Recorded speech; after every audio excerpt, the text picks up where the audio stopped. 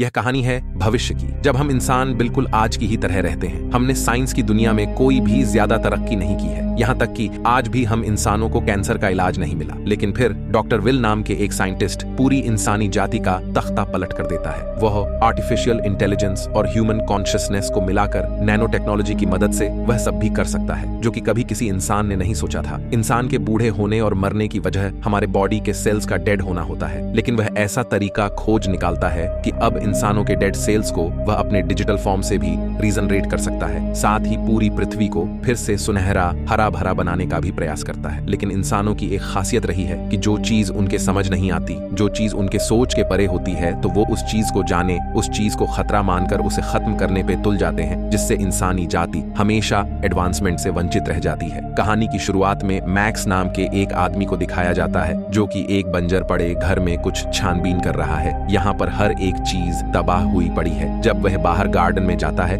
तो उसे वहां पर सनफ्लावर का पौधा दिखता है। वो सनफ्लावर को बड़े गौर से नोटिस करता है, जिससे पानी की बूंद नीचे टपक जाती है। और अब हमें 5 साल पहले के समय को दिखाया जाता है, जहां हमें डॉक्टर विल कार्टर और उसकी पत्नी इवेलिन कार्टर को दिखाया जाता है। ये दोनों पति पत्नी साइंटिस्ट होते हैं और इनका मकसद होता है कि ह्यूमन कॉन्शियसनेस को आर्टिफिशियल इंटेलिजेंस के साथ मर्ज करना, जो कि आज तक कोई भी नहीं कर पाया, क्योंकि हमें खुद नहीं पता कि हमारी कॉन्शियसनेस काम कैसे करती है। विल अभी अपने गार्डन के चारों ओर कॉपर फेंस को तैयार कर रहा है ताकि अपनी पत्नी इवेलिन के साथ बिना किसी भारी दुनिया के इंटरेक्शन के समय बिता पाए। अब इसके बाद विल और इवेलिन एक शो के लिए तैयार हो रहे हैं, जहां पे पूरी दुनिया की साइंटिफिक कम्युनिटी उनके आर्टिफिशियल प्रोग्राम के बारे में जानेगी। अब मैक्स भी इवेलिन और विल को ज्वाइन कर लेता है। स्टेज पे जाके इवेलिन सबको बताती है कि उसका मात्र एक सपना है कि पूरी दुनिया से उसे पोल्यूशन और ग्लोबल वार्मिंग को हटाना है, ताकि पृथ्वी फिर से पहले की जैसी हरी भरी हो सके। और यह सब वह अपने बनाए आर्टिफिशियल इंटेलिजेंस से ही कर सकते हैं। अब इवेलिन के बाद डॉक्टर विल स्टेज में आता है और हम देखते हैं कि विल के शो में आज की दुनिया के वैज्ञानिक और बिजनेसमैन इलन मस्क भी आया हुआ है। डॉक्टर विल बताता है कि कोई भी इंसान अपने दिमाग का आज तक 100% यूज नहीं कर पाया, लेकिन क्या हो अगर हमने ह्यूमन कॉन्शियस को एआई से मर्ज कर दिया, तो फिर हम इंसान अपने दिमाग को पूरी तरह से यूज कर सकते हैं। विल यहाँ पे बताता है कि आज तक कोई भी कॉन्शियसनेस को समझ नहीं पाया कि ये कैसे काम करती है, और ना ही वह यूनिवर्स को पूरी तरह समझ पाए हैं। लेकिन एआई की मदद से अब पूरे राज खुल जाएंगे। वो नैनो टेक्नोलॉजी की मदद से पूरी दुनिया को जैसा चाहे वैसा बना सकते हैं। यानी कि इंसान अब एक भगवान की तरह हो जाएगा, जिसके हाथों में सब चीजों का कंट्रोल होगा। पूरे देश में कई सारे इंस्टीट्यूट और लैब्स में इस प्रोजेक्ट को लेके काम चल रहा है और वह जल्द ही इसमें सफल भी हो जाएंगे। इसी पल हमें दूसरी तरफ दिखाया जाता है कि देश भर में जहां भी आर्टिफिशियल इंटेलिजेंस के सेंटर होते हैं, सबको डिस्ट्रॉय कर दिया जाता है। और यह का रिफ्ट नाम की एक ऑर्गेनाइजेशन कर रही है, जिनके लोग टेक्नोलॉजी के सख्त खिलाफ होते हैं, क्योंकि इन्हें लगता है कि भगवान दुनिया को जैसे चला रहे हैं वैसे कोई और नहीं चला सकता। एआई की वजह से सारे रिलीजियस ग्रुप एआई के खिलाफ होते हैं और देश भर में कई सारे एआई सेंटर्स और लैब्स को तबाह कर देते हैं। अब विल जैसे ही अपना शो खत्म करता है तो शो के भरी उस रिफ्ट का कोई आदमी गोली मार देता है, लेकिन खुशकिस्मती से विल की जान बच जाती है, क्योंकि वो गोली उसे छू के गई थी। विल से मिलने के लिए जोसेफ नाम का एक आदमी FBI एजेंट बुकानन के साथ यहाँ पे आता है और विल को जानकारी देता है कि देश भर की सारी एआई लैब्स को रिफ्ट ने तबाह कर दिया है, जिससे उनकी सारी रिसर्च तबाह हो चुकी है। तो मात्र विल की ही लैब वो लैब है जिसमें कि एआई की रिसर्च की जा सकती है। विल और इवेलिन उन दोनों को अपना बनाया AI programme super quantum computer pin को भी दिखाते हैं। जोसेफ और बुकानन जैसे ही लैब में एंटर करते हैं तो पिन नाम का वह एआई उन्हें पहली बार में उनकी पहचान बता देता है, जिससे कि वो दोनों काफी सरप्राइज हो जाते हैं, क्योंकि आज तक वह कभी भी यहाँ पे नहीं आए थे। यहाँ पर विल और जोसेफ के बीच कुछ बातें होती हैं, जिसमें जोसेफ विल से डॉक्टर केसी की रिसर्च शेयर करने के लिए तैयार हो जाता है, जो कि डॉक्टर केसी ने मरने के जस्ट पहले भेजी थी। अब यहाँ पर एकदम से विल की तबीयत बिगड़ना शुरू हो जाती है। रात को विल की तबीयत और भी ज्यादा खराब हो जाती है और उसे हॉस्पिटल में एडमिट कर दिया जाता है, जहाँ पर डॉक्टर उन्हें बताता है कि जो गोली विल को लगी थी वह पोलियम नाम के एक रेडियो एक्टिव एलिमेंट से बनी थी, जिससे कि रेडियो एक्टिव पॉइजनिंग होती है। इसीलिए विल के पूरे शरीर में जहर फैल गया है और अब विल के पास 1 महीने से ज्यादा टाइम नहीं है, क्योंकि ये जहर ब्लड स्ट्रीम तक पहुंचने के बाद किसी भी तरीके से नहीं निकाला जा सकता। ये सुनने के बाद विल और इवेलिन अब काफी निराश हो जाते हैं और इवेलिन अब विल को घर पर ही रखती है। यहाँ पे विल इवेलिन को डॉक्टर केसी नाम के एक साइंटिस्ट की रिसर्च पता करने के लिए कहता है, जो कि विल की ही तरह एआई और कॉन्शियसनेस पे काम कर रहे थे, लेकिन रिफ्ट के किए गए धमाकों में उनकी भी मौत हो गई है। इवेलिन जब डॉक्टर केसी की रिसर्च देखती है तो उसे मालूम पड़ता है कि डॉक्टर केसी भी कॉन्शियसनेस के वर्किंग प्रोसेस को समझ नहीं पाई थी, लेकिन उन्होंने कॉन्शियसनेस को कॉपी करने का तरीका ढूंढ लिया था रिसर्च पेपर पर। वह पाती है कि डॉक्टर केसी ने अपना कॉन्शियसनेस कॉपी कॉपी करने का तरीका एक बंदर पर भी टेस्ट किया था, यानी कि उस मंकी की कॉन्शियसनेस को वह कंप्यूटर पर अपलोड करने में काफी हद तक कामयाब हुए थे। इस रिसर्च को देख अब इवेलिन के मन में भी विचार आता है कि वो भी विल की कॉन्शियसनेस को super intelligent computer system pin पे अपलोड करेगी, जिससे उसका पति विल ह्यूमन की फॉर्म में मर भी जाए तो भी डिजिटल फॉर्म में वह विल के साथ हमेशा बातें कर सकती है। साथ ही साथ विल डिजिटल फॉर्म में अपनी रिसर्च को भी आगे बढ़ा सकता है। इवेलिन जब मैक्स को विल की कॉन्शियसनेस को कॉपी करने का सुझाव मैक्स को देती है तो मैक्स इसके सख्त खिलाफ हो जाता है। इसके पीछे मैक्स का यह रीजन होता है कि ऐसा करके विल डिजिटल फॉर्म में एआई को कंट्रोल करेगा, जिससे विल जो चाहे वह कर सकता है, और ऐसा करके इंसानी जाति भी खतरे में आ सकती है, क्योंकि अगर कोई सी भी एक मेमोरी विल की कॉपी नहीं हुई तो फिर उसकी कॉन्शियसनेस दुनिया के लिए खतरा पैदा कर सकती है। यहाँ पर मैक्स हमेशा से एआई के एडवांसमेंट के खिलाफ ही होता है, लेकिन इवेलिन विल को किसी तरह मना लेती है और अब विल की कॉन्शियसनेस को सुपर क्वांटम कंप्यूटर पर अपलोड करने का काम इवेलिन और मैक्स शुरू कर देते हैं। वो कई सारे इक्विपमेंट से विल के ब्रेन की activity memories, way of thinking thoughts और भी कई सारा कुछ कंप्यूटर पर रोज अपलोड करना शुरू कर देते हैं। विल का मरने का टाइम अब हर बीती दिन नजदीक आ रहा था और एक दिन आखिरकार रेडियो एक्टिव पॉइजनिंग से विल की मौत हो जाती है। विल का अंतिम संस्कार करने के बाद इवेलिन और मैक्स फिर से अपनी रिसर्च को कंटिन्यू करते हैं। इन्होंने विल की कॉन्शियसनेस को तो सिस्टम पे अपलोड कर दिया है, लेकिन अब तक भी विल का कोई भी मैसेज इन्हें रिसीव नहीं हो रहा है और इन्हें लगता है कि इनका ये एक्सपेरिमेंट फेल हो गया है। ये कंप्यूटर सिस्टम को शट डाउन करने ही वाले होते हैं कि तभी यहाँ मॉनिटर पे एक मैसेज आता है इवेलिन। ये देख काफी खुश हो जाती है, लेकिन मैक्स अब सदमे में होता है क्योंकि उसे लगता है कि वह विल का नहीं बल्कि एआई का मैसेज है और एआई उनके माइंड और बाकी सिस्टम को मैनिपुलेट कर रहा है। विल इवेलिन से स्पीकर के सहारे बात करता है और इवेलिन के साथ बिताए पलों को भी याद करता है। विल यहाँ पे कहता है कि उसे और भी ज्यादा एक्सपेंड होने की जरूरत है, तो इवेलिन एक नया प्रोसेसर इस सिस्टम पे लगाए। साथ ही वह इंटरनेट से भी कनेक्ट होना चाहता है ताकि वह वर्ल्ड के एजुकेशनल डाटा और फाइनेंशियल डाटा को भी एक्सेस कर पाए। बेसिकली यहाँ पे विल की डिजिटल फॉर्म यहाँ पर बहुत ही ज्यादा पावरफुल होना चाहती है, लेकिन मैक्स अभी भी इवेलिन को समझाता है कि वह विल नहीं है बल्कि वह एआई प्रोग्राम पिन है। मैक्स और इवेलिन के बीच बहस हो जाती है और इवेलिन गुस्से में मैक्स को यहाँ से जाने के लिए कह देती है। मैक्स यहाँ से निकल जाता है और एक बार में ड्रिंक करने लगता है। इसी पल ब्री नाम की एक लड़की उसके पास आती है जो कि मैक्स से एआई और टेक्नोलॉजी के बारे में बात करती है। ब्री नाम की यह लड़की कोई आम लड़की नहीं है बल्कि यही रिफ्ट ऑर्गेनाइजेशन यानी एंटी टैक मेंबर्स की लीडर होती है। यहाँ पर मैक्स ब्री की बातों का जवाब नहीं देता और बाहर आ जाता है, लेकिन पार्किंग लॉट में ब्री के कुछ आदमी मैक्स को किडनैप कर लेते हैं और अपने सेंटर लेके आ जाते हैं। वो ब्री से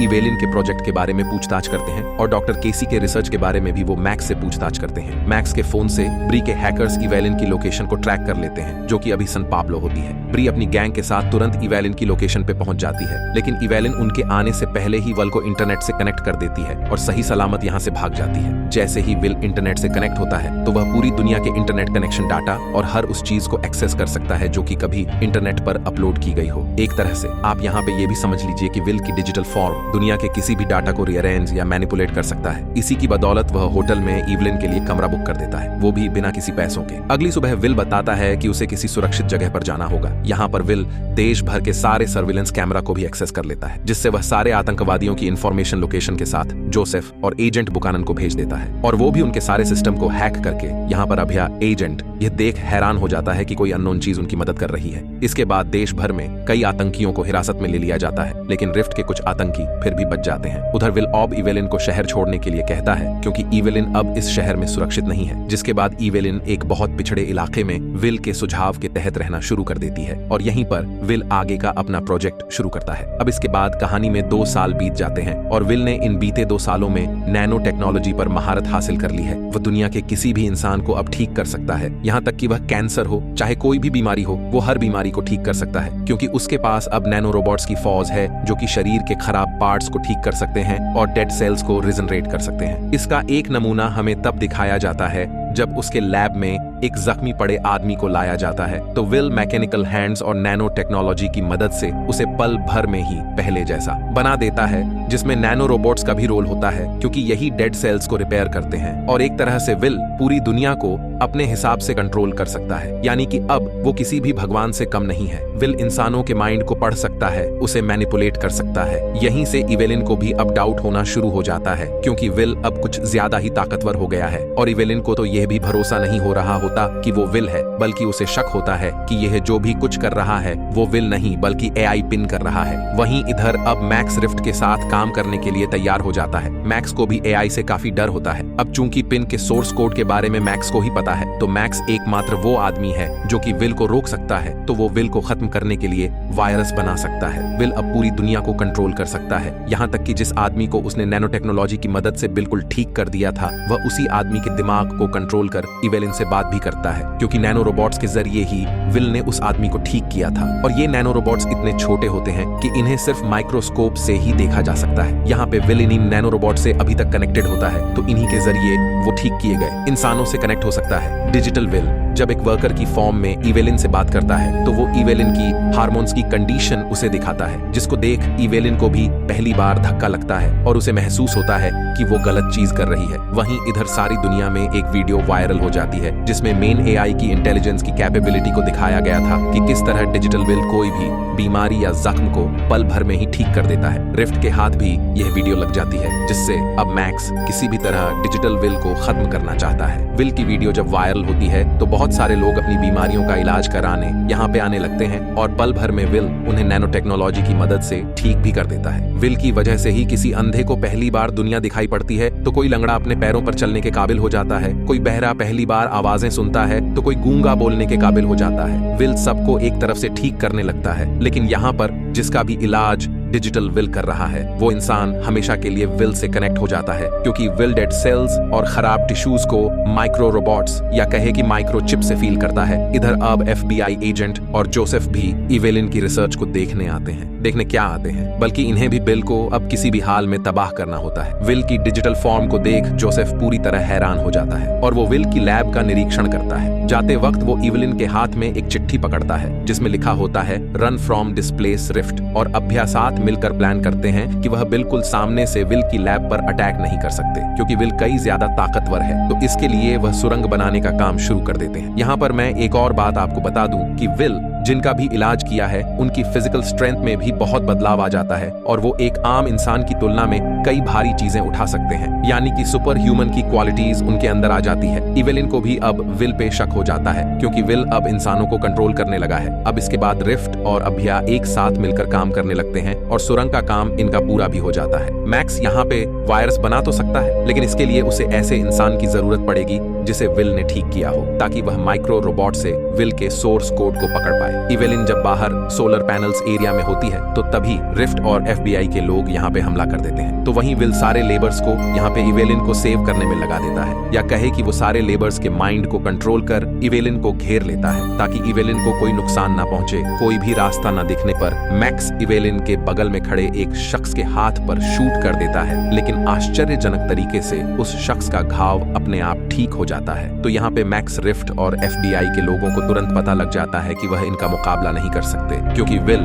अब सभी लेबर से कनेक्टेड है, और नैनो टेक्नोलॉजी की मदद से उसने सारी लेबर्स को एडवांस बना दिया है। ये देखने के बाद ये सारे उल्टे पैर भागने लगते हैं, जिस बीच विल से कनेक्टेड लेबर इनका पीछा करते हैं, और हम देखते हैं कि ये लेबर्स तो गाड़ी से भी तेज भाग रहे हैं, जिससे ये रिफ्ट और एफबीआई के कई लोगों को मार देते हैं। मैक्स सुरंग के रास्ते वापस भागता है और उसका पीछा विल से कनेक्टेड एक लेबर करता है। आगे जाकर चतुराई से मैक्स और एफबीआई के लोग उस विल से कनेक्टेड आदमी को कॉपर फैन से जकड़ लेते हैं, जिससे विल का कनेक्शन उस आदमी से टूट जाता है और वह उसे ठीक नहीं कर पाता। मैक्स उस आदमी के मैक्रो रोबोट से विल के सोर्स कोड का पता लगा लेता है और डिजिटल विल के लिए वायरस बना देता है। किसी तरह यह इवेलिन को भी किडनैप करने में कामयाब हो जाते हैं। यहाँ पे हमें दिखाया जाता है कि विल इसी बीच नैनो पार्टिकल से पूरी धरती के एयर पोल्यूशन को ठीक करने लगता है। नैनो पार्टिकल की मदद से वह बारिश भी करता है, और अब पूरी दुनिया में धीरे धीरे बीमारियों का नामो निशान मिट जाएगा। मैक्स इसी के बारे में इवेलिन से बात करता है कि पेन के फॉर्म में विल जिस तरह से धरती की पॉल्यूशन को ठीक कर रहा है, वो बिल्कुल भी अननेचुरल है, और इतिहास गवाह है कि अननेचुरल चीजें इंसान के लिए बाद में खतरा पैदा करती है, तो उन्हें किसी भी तरह विल को ऐसा करने से रोकना होगा। यहाँ पर इवेलिन भी मैक्स की बात को समझकर इनका पक्ष लेती है और कहती है कि अब मैक्स के बनाए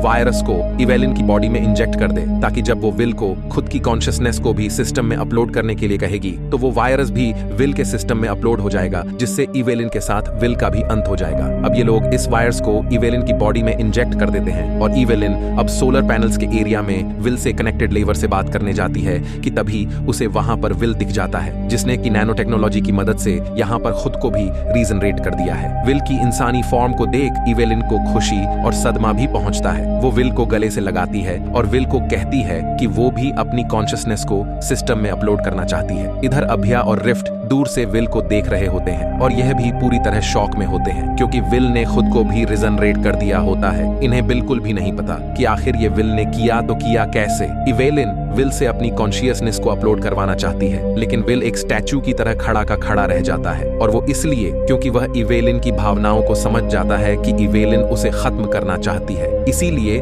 वह विल को कॉन्शियस अपलोड करवाने के लिए कह रही है। इधर रिफ्ट और अभ्या अपने प्लेन को फेल होता देख हड़बड़ा जाते हैं, क्योंकि यह सोच रहे थे कि विल इवेलिन को लैब में लेकर जाएगा और इवेलिन की कॉन्शियसनेस को अपलोड करेगा, लेकिन विल तो ऐसा कुछ भी नहीं कर रहा है, जिससे रिफ्ट की टीम यहाँ पे धमाके करना शुरू कर देती है। ब्री और मैक्स भी अब लैब तक जाना चाहते हैं ताकि सारे सिस्टम और लैब को ही वो डिस्ट्रॉय कर दे। वहीं धमाके में भी इवेलिन बुरी तरह इंजर्ड हो जाती है। विल इवेलिन को अंदर लैब में लेके जाता है और वह इवेलिन को बताता है कि वह तो हमेशा उसके सपने के मेहनत कर रहा था। वहीं बाहर ब्री और मैक्स की गाड़ी भी उलट जाती है और ब्री मैक्स को गन पॉइंट पे ले लेती है और वो विल को धमकी देती है कि वो वायरस को खुद में इंजेक्ट कर ले, वरना वो उसके बेस्ट फ्रेंड मैक्स को मार देगी। बेचारा विल का एक तरफ अपना प्यार इवेलिन यहाँ पे मरने की हालत में होती है, तो दूसरी तरफ उसके बेस्ट फ्रेंड मैक्स की जान भी खतरे में है। तो यहाँ पे विल इवेलिन को बताता है कि जितनी पावर उसके पास बची हुई है उससे या तो वह इवेलिन को ठीक कर सकता है या फिर वह मैक्स को बचा सकता है। विल इवेलिन को सब कुछ बता देता है कि किस तरीके से अब इवेलिन की पृथ्वी से पोल्यूशन हटाने और पृथ्वी को हरा भरा बनाने के सपने के लिए मेहनत कर रहा था। इवेलिन को भी अब पूरी तरह विश्वास हो जाता है कि वह हमेशा से उसका पति विल था, ना कि उसका सुपर क्वांटम कंप्यूटर पिन। इवेलिन की आंखों में अब आंसू होते हैं। उसे अब सब पता लगता है कि नैनो टेक्नोलॉजी पृथ्वी के लिए एक वरदान था, जिससे कि इंसानी जाति काफी एडवांस हो जाती, लेकिन वह यह सब नहीं समझ पाई थी। तो अब उसे काफी पछतावा होता है। विल यहाँ पे मरते मरते उसे कहता है कि वह अपने गार्डन को याद करें जहाँ पर उन्होंने प्यार के पल बिताए थे। यहाँ पे इवेलिन मैक्स को बताती है कि यह जो भी कुछ हो रहा है वो उन दोनों की वजह से हो रहा है और उन दोनों की ही वजह से भी मैक्स की जान खतरे में आ चुकी है। तो इवेलिन कहती है कि वह उस वायरस को अपने सिस्टम में अपलोड कर दे, यानी कि इवेलिन की कॉन्शियसनेस को। अब इसके बाद विल अपने प्यार के लिए ऐसा ही करता है और वो उस वायरस को सिस्टम में अपलोड कर देता है, जिससे ब्री मैक्स को यहाँ पे छोड़ देती है। मैक्स जब अंदर आता है तो वो विल और इवेलिन को बेड पे मरा हुआ देखता है। वायरस अपलोड होते ही पूरी दुनिया का इंटरनेट कनेक्शन ठप पड़ जाता है, और ये इसलिए क्योंकि विल पूरी दुनिया के इंटरनेट कनेक्शन से कनेक्टेड था। और इस तरह यहाँ पे इवेलिन और विल का अंत हो जाता है और इंसानी जाति एडवांस बनने से चुक जाती है। यहाँ पर एक चीज तो पक्का है कि विल जैसे साइंटिस्ट को देखकर आपको निकोलस टेस्ला की भी याद आएगी, क्योंकि निकोलस टेस्ला भी ऐसे ही खतरनाक साइंटिस्ट इंसानी जाति में पैदा हुए थे। हम देखते हैं कि जब मैक्स विल और इवेलिन के गार्डन में जाता है तो वो वहां पर सनफ्लावर को देखता है और बड़ी गौर से वो सनफ्लावर को नोटिस करता है। तो वह पाता है कि सनफ्लावर से पानी की बूंद जब नीचे पड़ती है तो वह गंदे पानी को साफ कर देती है। ये देख मैक्स का पूरी तरीके से दिमाग घूम जाता है और उसे समझ आ जाता है कि विल के नैनो पार्टिकल्स अभी भी यहाँ पे मौजूद है जो कि ऐसा कर पा रहे हैं। लेकिन ये कैसे मुमकिन है? यही जब विल ने नैनो पार्टिकल्स की हेल्प से बारिश की होगी, तो विल के नैनो पार्टिकल्स इस गार्डन में गिरे होंगे और जब विल ने उस वायरस को इंजेक्ट किया तो उसके सारे नैनो पार्टिकल्स तो डिस्ट्रॉय हो गए, लेकिन गार्डन में इस कॉफर फेंस की वजह से यहाँ पर विल के नैनो पार्टिकल्स डिस्ट्रॉय नहीं हो पाए। यही रीजन है कि विल के नैनो पार्टिकल्स अभी तक यहाँ पर मौजूद हैं और ये सच्ची कहानी यहीं पर समाप्त होती है।